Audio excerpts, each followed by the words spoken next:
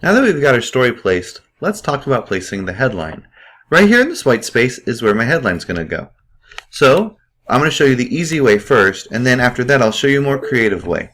First, what you're going to do is draw a text box. Make the text box just the size to fit the space, and then you type your headline in it. Let's pretend our story is about block schedule. So we'll say students react to block schedule. Now that I got my headline typed, I'm going to hit Control-A to select all the text, and then type in the actual font, which for headlines, we're going to use a font that's called Rockwell Extra Bold. And hit Enter, and it turns into Rockwell Extra Bold. Now, it's a little too small, and we want the font to fit in and look good. There's a couple ways we can do that. First, what you could do is actually just go up and just mess with the sizes until it fits. That part's kind of annoying, so I don't like doing that. Instead, let's make it easy on ourselves. Let's go to Text Fit. You're in the text box format tab. Go to Text Fit, go to Best Fit, and click on it. Instant Big. Now, I don't like that hyphen and the spacing looks funky, so we do need to edit it to make it look better. So, let's take away the hyphenation. Click on hyphenation, uncheck it, hit OK. Looks a little better, but the spacing's a bit much. So let's go to Home. Let's go to Paragraph. And here, we need to fix some things. This between lines should not be 1.19, it just needs to be 1. And after paragraphs, it needs to be 0. 1 and 0. Hit OK. That looks a little bit better, but I think we probably could change some of the spacing in there. So by doing so, let's go back to paragraph, take the spacing here and click the down arrow, and you can change it to 0.1.75, or if that's too much, you can customize it, 0.90. That's not too bad. I like that. And there is one way to place a headline. Now, I expect my magazine kids to think a little bit more creatively. So let's delete that, and let's do something a little more fancy.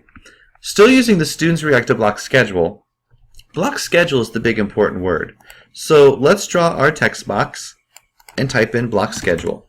And let's do it in all caps, because block schedule is big and blocky.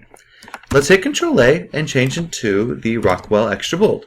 As you type it, it's going to pop up on its own, and just hit Enter. Now, to make it fit, let's go back to Text Fit, Best Fit.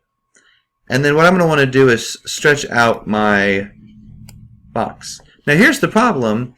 Notice that the text box is making the story wrap around it. Now, that looks kind of cool, but that's not what we want. So we want to go to Drawing Tools, go over here to Text Wrap, click on it, and go up to None. And by doing so, the text will no longer wrap. Now, I'm going to take the block schedule and shrink it up so it fits like that. Now, it's a little small, so I don't know if I like that or not. So I'm going to hit Enter, and I'm going to make my text box thin. I'm going to make it big like this, and I'm going to format it. So I need to go back to Text Box Tools, and I need, oh, just kidding, go to Home, go to Paragraph, and let's get rid of these funky spacings. So 1 and 0. Hit OK. That's better. And then I'm going to place it right down here. Now, since Students React is the title, I'm going to make Student Schedule a lot bigger, or Block Schedule bigger, because that's the most important thing. And then I'm going to center it. So go to Home and go to Center. There we go. That looks a little bit better. I might even take the spacing and push it together a little bit more. So instead of it being a 1 spacing, I'm going to be crazy and do 0.8 and hit Enter. See, I like that a lot better. It tightens up the space and looks good. Oops, I shrank the font. Let's make it bigger. There we go. Now, Students React is going to be up here. So I'm going to draw a new text box and type in Students and make it its own text box. Hit Control-A to highlight it. I'm going to introduce you to a different font this time. While we work with Rockwell Extra Bold, we're also going to use a font called Rockwell. So if you just highlight, type in Rockwell, and if Extra Bold comes up, just hit space until it goes away and hit Enter. That's Rockwell right there. Now, I'm not going to do these text fit just yet, because first I'm going to go to Drawing Tools, give the text wrap, hit None. There. So now I can place this on the story, and nothing happens. To make life easier, I'm going to copy paste that text box. It's the same font, same size, and Students, and I'm going to type in React, and I'll make it lowercase like that. So there's my headline. So now we want to place it. I'm going to make Students a little bit bigger. So I'm going to go back to text box tools, and text fit, and hit best fit. And this lets me just make it a little bit bigger, not so big. Okay? And I can place it anywhere I want to. I'm going to do the same thing to React. Make sure it's in text box, go to text fit, hit best fit, and now React is nice and big. And now I can place my headline to make it look cooler. So I'm going to keep this centered, and just to make things look cool, I'm going to go up to Drawing Tools.